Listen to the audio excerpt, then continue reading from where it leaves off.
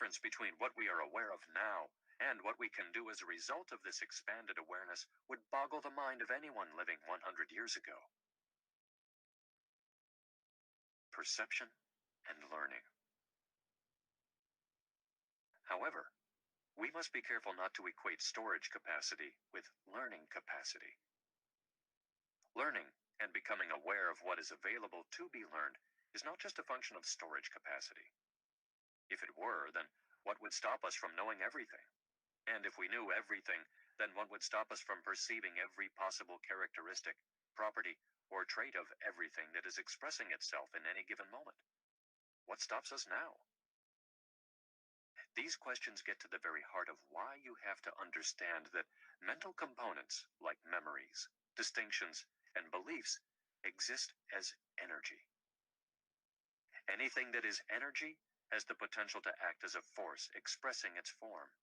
And that is exactly what our memories, distinctions, and beliefs do.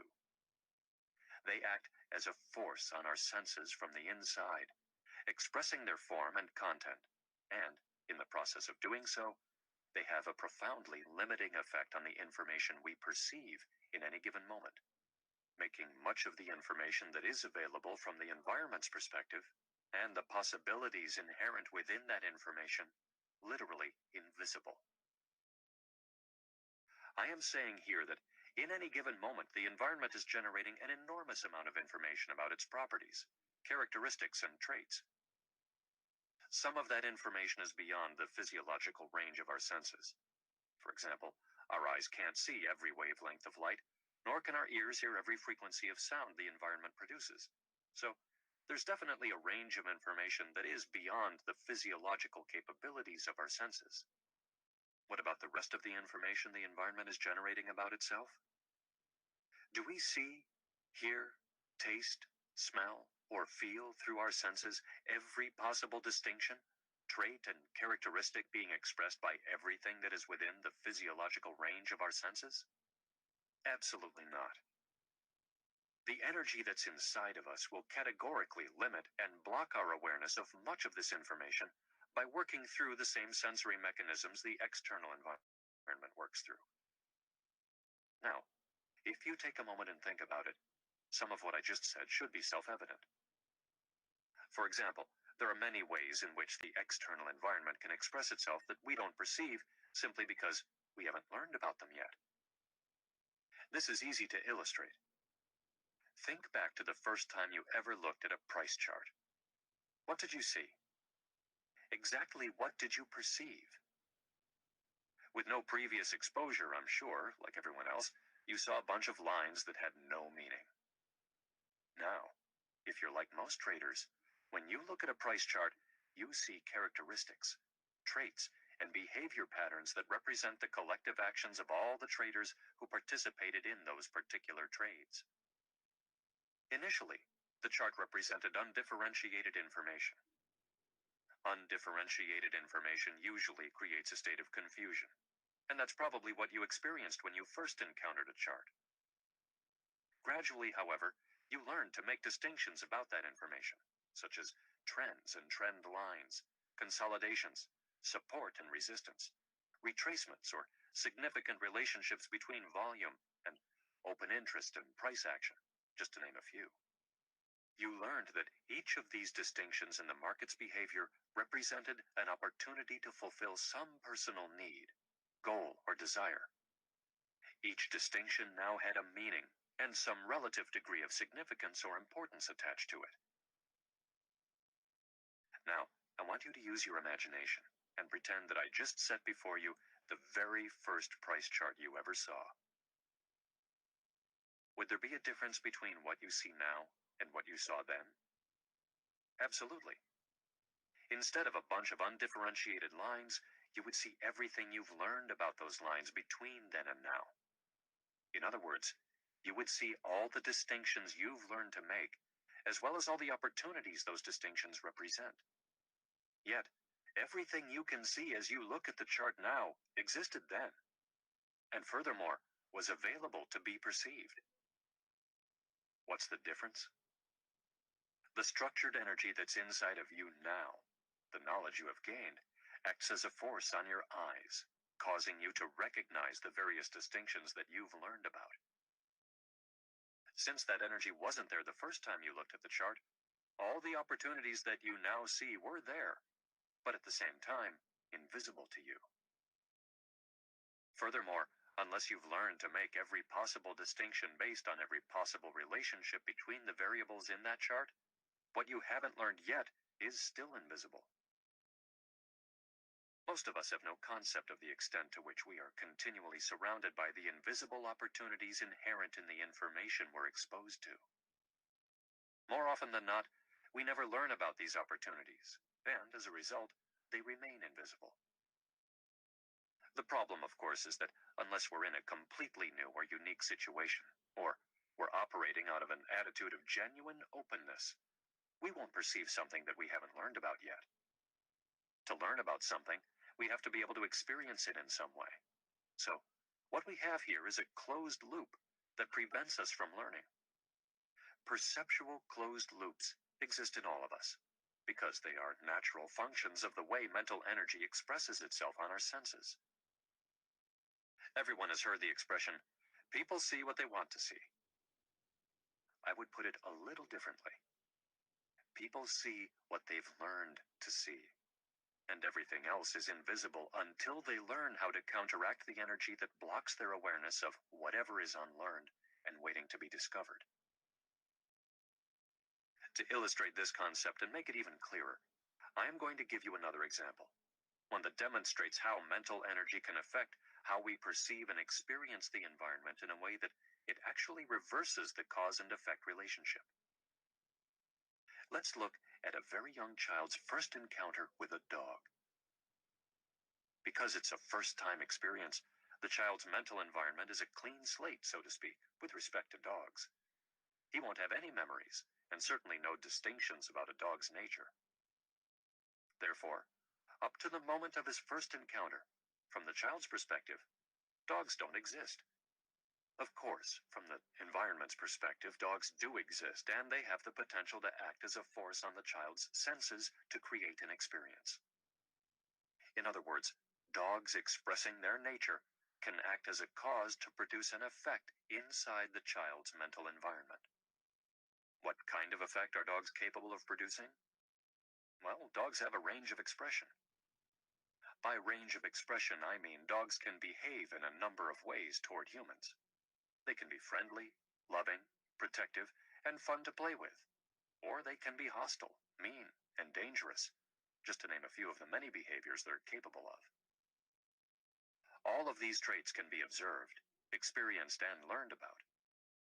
When the child sees the dog for the first time, there is absolutely nothing in his mental environment to tell him what he is dealing with. Unfamiliar, unknown, and unclassified environmental information can generate a sense of curiosity when we want to find out more about what we're experiencing. Or it can generate a state of confusion, which can easily turn to fear if we can't place the information into an understandable or meaningful organizational framework or context. In our example, the child's sense of curiosity kicks in and he rushes to the dog to get more sensory experience. Notice how children are literally compelled to thrust themselves into a situation they know nothing about. However, in this example, the environmental forces at hand do not react favorably to the child's advances. The dog the child is interested in is either inherently mean or having a bad day. In any case, as soon as the child gets close enough, the dog bites him. The attack is so severe that the dog has to be pulled off the child. This kind of unfortunate experience is certainly not typical, but it's not that uncommon either. I chose it for two reasons. First, most people can relate to it in some way, either from their own direct experience or through the experience of someone they know. Second, as we analyze the underlying dynamics of this experience from an energy perspective, we're going to learn about 1. How our minds are designed to think. 2. Process information. 3. How these processes affect what we experience. And 4. Our ability to recognize new possibilities. I know this may seem like a lot of insight from just one example, but the principles involved apply to the dynamics beneath virtually all learning. As a result of being physically and emotionally traumatized, the little boy in our example now has a memory and one distinction about the way dogs can express themselves.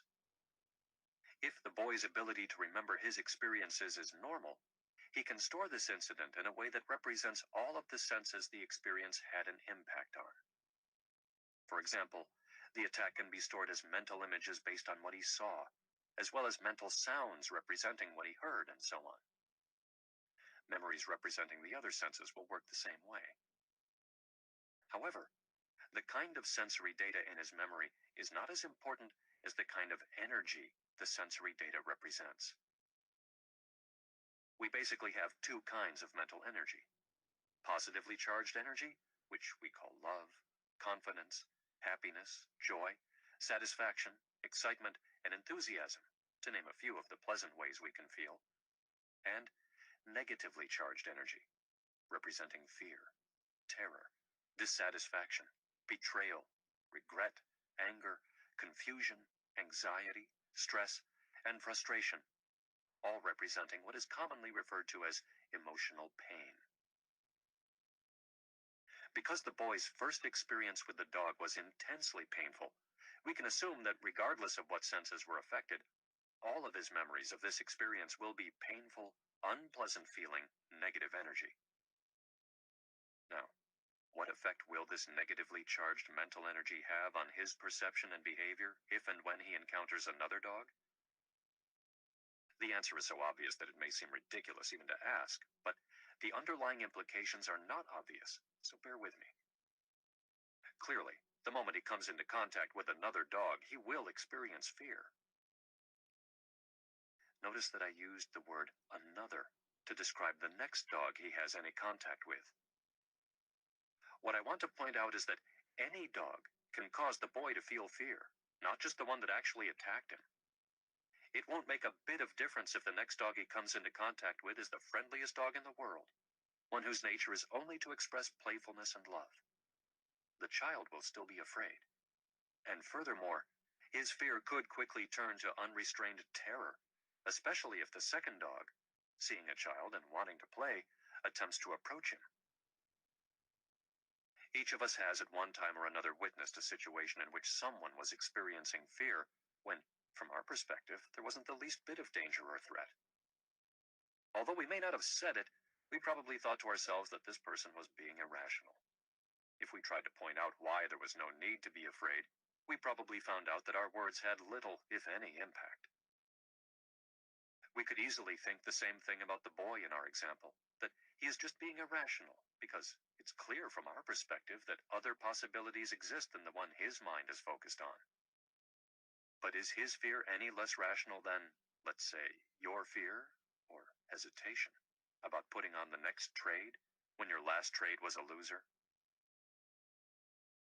Using the same logic, a top trader would say that your fear is irrational because this now moment opportunity has absolutely nothing to do with your last trade.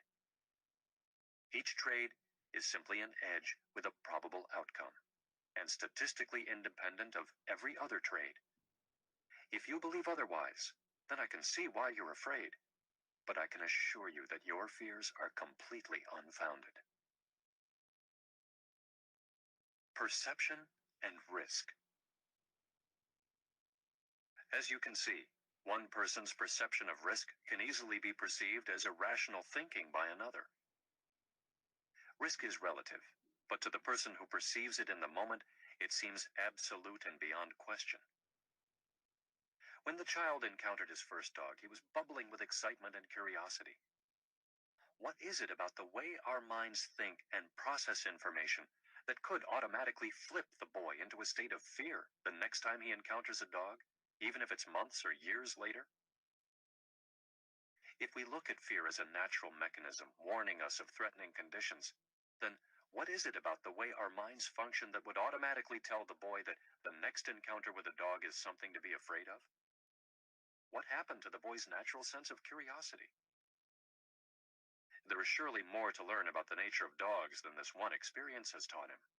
especially in light of the fact that our minds seem to have an unlimited capacity for learning. And why would it be virtually impossible to talk the boy out of his fear? The power of association. As complex as these questions may seem at first glance, most of them can be answered quite easily. I'm sure many of you already know the answer. Our minds have an inherent design characteristic that causes us to associate and link anything that exists in the external environment that is similar in quality, characteristics, properties, or traits to anything that already exists in our mental environment as a memory or distinction. In other words, in the example of the child being afraid of dogs, the second dog, or any other dog he encounters thereafter, doesn't have to be the dog that attacked in order for him to experience emotional pain. There just has to be enough of a likeness or similarity for his mind to make a connection between the two. This natural tendency for our minds to associate is an unconscious mental function that occurs automatically. It's not something we have to think about or make a decision about. An unconscious mental function would be analogous to an involuntary physical function, such as a heartbeat. Just as we don't have to consciously think about the process of making our hearts beat, we don't have to think about linking experiences and our feelings about them. It's simply a natural function of the way our minds process information. And, like a heartbeat, it's a function that has a profound effect on the way we experience our lives. I'd like you to try and visualize the two-way flow of energy that reverses the cause and effect relationship that will make it difficult, if not impossible, for the boy to perceive any other possibilities than the one that's in his mind. To help you, I'm going to break this process down into its smallest parts and go through what happens step by step. All of this may seem a bit abstract, but understanding this process plays a big part in unlocking your potential to achieve consistent success as a big trader. First, let's get right down to the basics. There's structured energy on the outside of the boy, and structured energy on the inside of the boy. The outside energy is positively charged in the form of a friendly dog that wants to express itself by playing. The inside energy is a negatively charged memory in the form of mental images and sounds that represent the boy's first experience with a dog. Both the inside and the outside energy have the potential to make themselves felt on the boy's senses, and as a result, create two different kinds of situations for him to experience. The outside energy has the potential to act as a force on the boy in a way that he could find very enjoyable. This particular dog expresses behavior characteristics like playfulness, friendliness, and even love.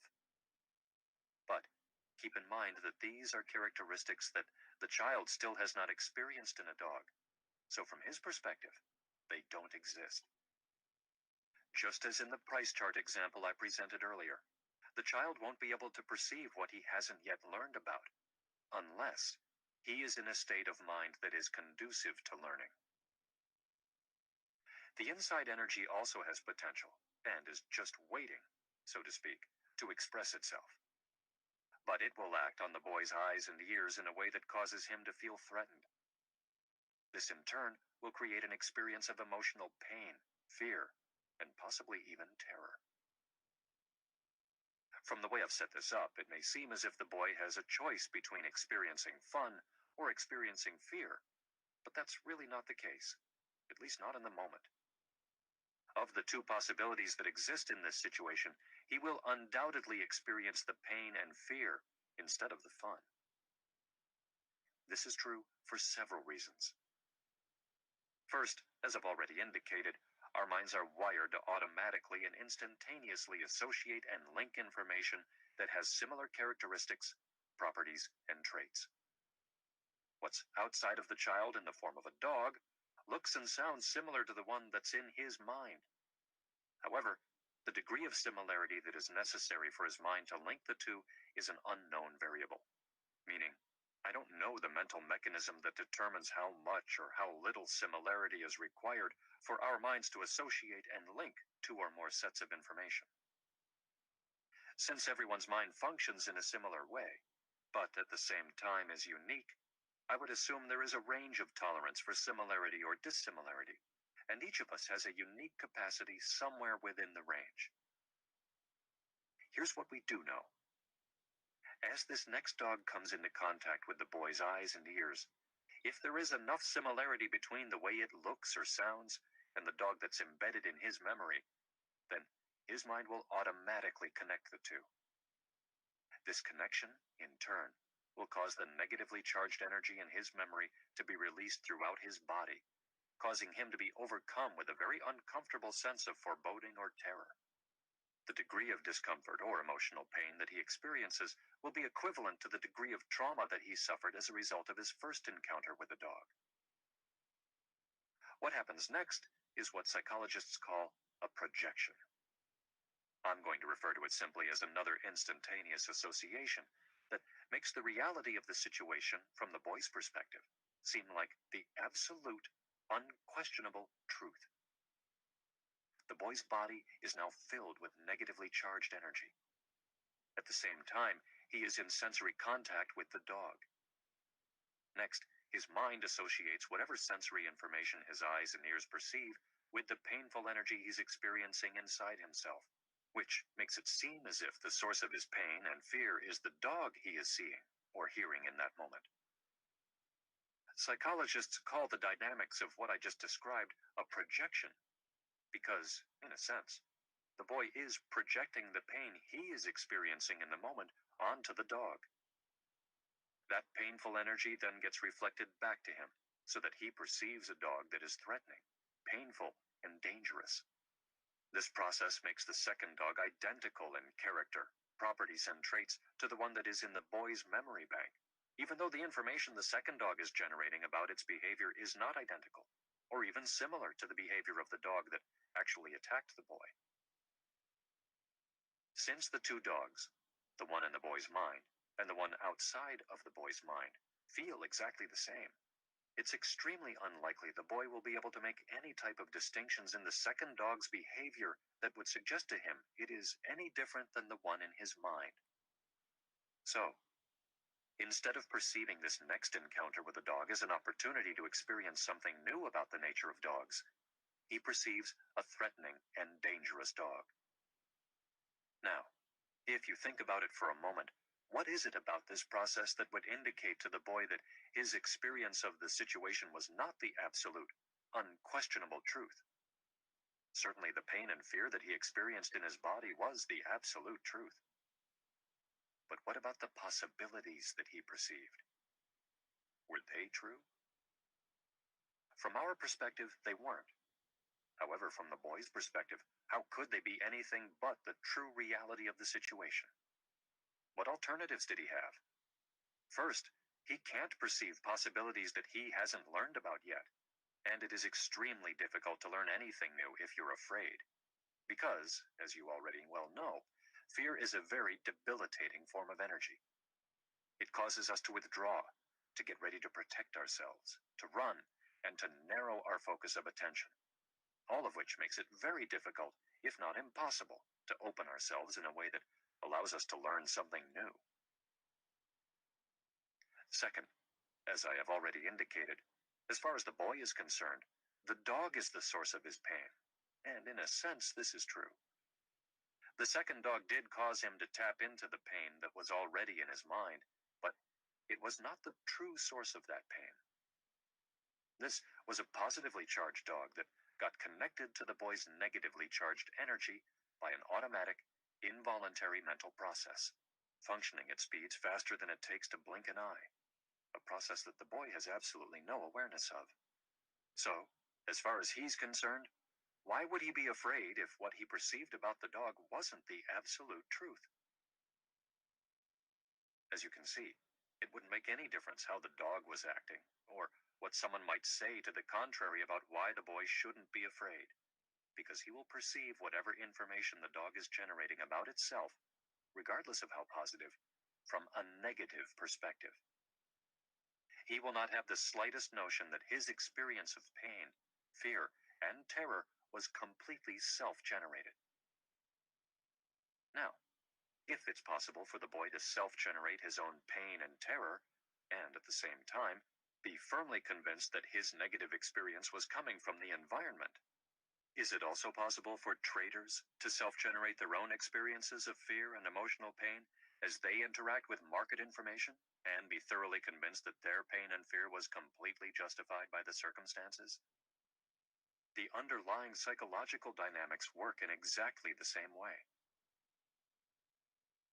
One of your basic objectives as a trader is to perceive the opportunities available, not the threat of pain.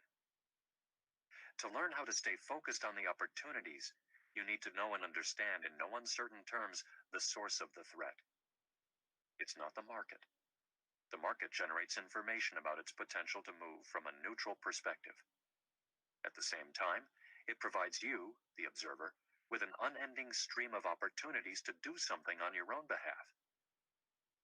If what you perceive at any given moment causes you to feel fear, ask yourself this question. Is the information inherently threatening, or are you simply experiencing the effect of your own state of mind reflected back to you, as in the previous illustration? I know this is a difficult concept to accept, so I'll give you another example to illustrate the point. Let's set up a scenario where your last 2 or 3 trades were losers. You are watching the market, and the variables you use to indicate that an opportunity exists are now present. Instead of immediately executing the trade, you hesitate. The trade feels very risky. So risky, in fact, that you start questioning whether this is really a signal. As a result, you start gathering information to support why this trade probably won't work. This is information you normally wouldn't consider or pay attention to, and it's certainly not information that's part of your trading methodology. In the meantime, the market is moving. Unfortunately, it is moving away from your original entry point, the point at which you would have gotten into the trade if you hadn't hesitated. Now you are conflicted because you still want to get in. The thought of missing a winning trade is painful. At the same time, as the market moves away from your entry point, the dollar value of the risk to participate increases. The tug-of-war inside your mind intensifies. You don't want to miss out, but you don't want to get whipsawed either.